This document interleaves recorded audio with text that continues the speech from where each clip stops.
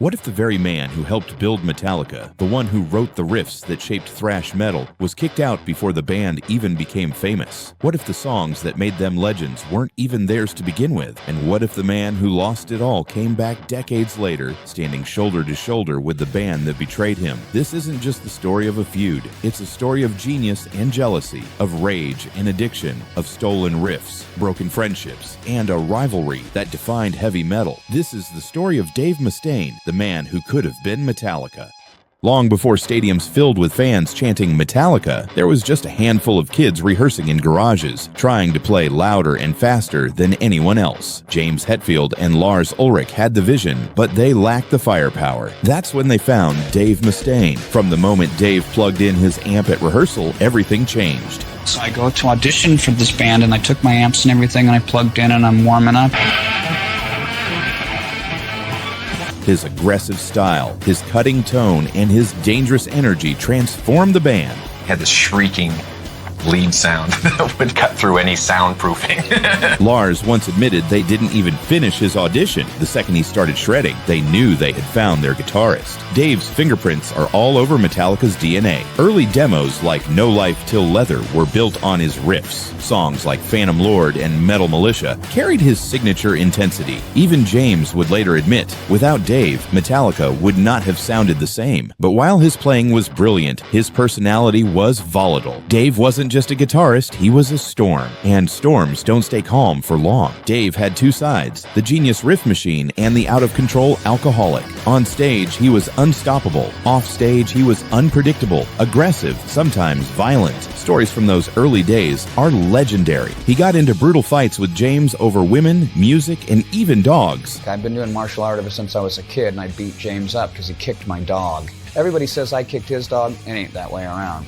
You know, I kicked his ass, but not his dog. He kicked my dog. It wasn't just one fight. Every day seemed to bring new chaos. Band members dreaded how he'd behave once the drinking started. James and Lars could get drunk and goofy. Dave got drunk and dangerous. Finally, Metallica had enough. In April 1983, while in New York preparing to record their debut album, they woke Dave up and delivered the news. You guys woke me up and said, you know what, you're out. And I asked you, what, no warning? I said no second chance, and you guys said no, go. He was out. No argument, no second chance, no long goodbye, just a bus ticket home. Dave later recalled the moment. I was sitting there on a Greyhound bus with no warning, no friends, no band, and no idea what to do next. It was the longest ride of my life. Imagine watching your bandmates drive toward fame and fortune while you're abandoned at a bus stop. That betrayal burned into him, and it would fuel everything that came after. Dave wasn't just bitter about being fired.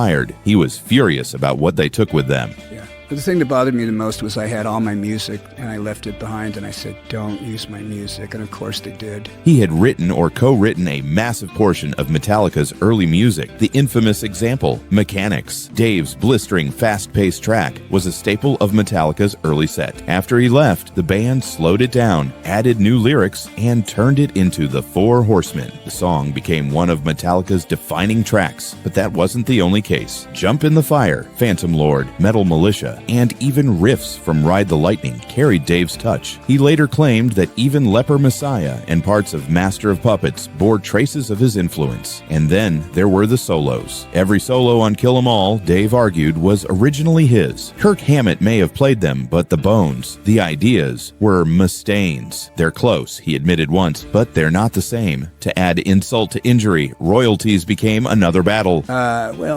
Most of them, yeah, but Kirk got my royalties for Metal Militia for many, many years. Money aside, the pain ran deeper. It was his music, and someone else was getting applause for it. This wasn't just rivalry. To Dave, it was theft, and he swore he'd get revenge. On that lonely bus ride back to California, Dave's rage turned into resolve. He grabbed a piece of paper and wrote, I'm gonna make a band that's more metal than Metallica. That band would be Megadeth. Megadeth wasn't just music, it was war. Dave poured all his venom, jealousy, and brilliance into creating songs that were sharper, darker, and more complex than Metallica's. Where Metallica leaned toward anthems, Dave chased technicality. Where Metallica sang about anger and darkness, Dave wrote about politics, apocalypse, and conspiracies. But starting Megadeth wasn't easy. The early years were chaos. Bandmates came and went. Drugs and alcohol tore through rehearsals and tours. Dave's perfectionism and his temper made him difficult to work with. At one point, the band was so broke that they stole food just to survive. Still, when Megadeth hit, they hit hard. Peace sells. But Who's Buying became a thrash classic. Rust in Peace showed the world just how technical metal could be. Songs like Holy Wars and Hangar 18 proved that Dave wasn't just Metallica's cast-off. He was a visionary in his own right. And yet, the shadow of Metallica never left. Throughout the 80s and 90s, the feud between Metallica and Megadeth became legendary. Fans compared every riff, every solo, every album. Who was faster? Who was heavier? Who was better? Metallica achieved worldwide superstardom with Master of Puppets and Justice for All, and especially the Black Album. They filled stadiums, sold millions, and became household names. Megadeth was right there too. Critically respected, commercially successful, but never quite as big. And for Dave, that hurt. He admitted as much. My success is based partially on the doors that they've opened for us all, and partially on me being the ex-Metallica guy. In interviews, Dave's bitterness would slip out. He said Lars was a bad drummer. I like James. Lars, I can take or leave. He's not a good drummer. He really isn't. Any good drummer will tell you that he's not. He mocked Kirk Hammett's playing, claiming he'd nailed Kirk's girlfriend before leaving the band. I don't really like Kirk because he got my job, but I nailed his girlfriend before I left, so... Whoa! Snap! He once admitted he liked James the most, but even that relationship was poisoned by jealousy. The public ate it up. Every jab, every insult, every rumor kept the rivalry alive. But behind the anger was a man still haunted by what he had lost. While Metallica conquered the world, Dave fought demons. His addiction spiraled out of control. Drugs, alcohol, and self-destruction nearly ended him more than once. At one point, nerve damage in his arm threatened to end his career entirely. Doctors told him he might never play guitar again. For Dave, that was like losing his identity. It forced him into rehab, into facing the truth. If he didn't change, he would die. Slowly, painfully, he got sober, and sobriety gave him perspective. He started to see that his feud with Metallica wasn't just about music. It was about his own pain, his own insecurities, and his inability to let go of the past. But letting go wouldn't be easy. In 2004, something extraordinary happened. During the filming of Metallica's documentary Some Kind of Monster, Dave sat down with Lars Ulrich for a raw, emotional conversation. Cameras rolled as Dave opened up about decades of resentment.